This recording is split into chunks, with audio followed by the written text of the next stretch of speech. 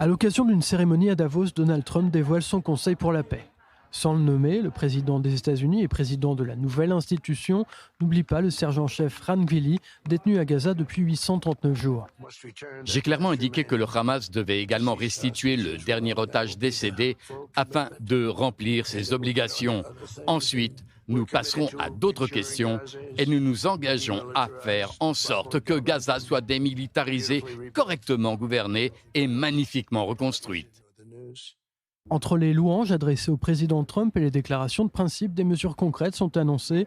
Le chef du gouvernement technocratique palestinien envoie un message enregistré en arabe et en anglais. Dans un premier temps, je suis heureux d'annoncer que le point de passage de Rafah sera ouvert dans les deux sens la semaine prochaine.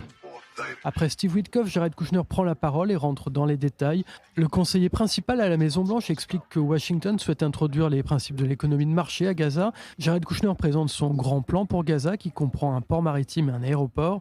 Le développement de la bande côtière commencera par Rafah, puis se déplacera vers le nord par étapes jusqu'à la ville de Gaza.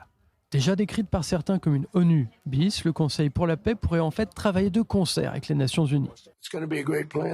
Ce sera un excellent plan et c'est là que le Conseil de paix a vraiment commencé. Et je pense que nous pourrons nous étendre à d'autres domaines à mesure que nous réussirons à Gaza. Nous allons très bien réussir à Gaza. Ce sera formidable à voir et nous pourrons faire d'autres choses. Nous pourrons faire beaucoup d'autres choses. Une fois que ce Conseil sera complètement formé, nous pourrons faire à peu près tout ce que nous voulons et nous le ferons en collaboration avec les Nations Unies, vous comprenez ? J'ai toujours dit que les Nations Unies avaient un potentiel énorme, mais qu'elles ne l'utilisaient pas.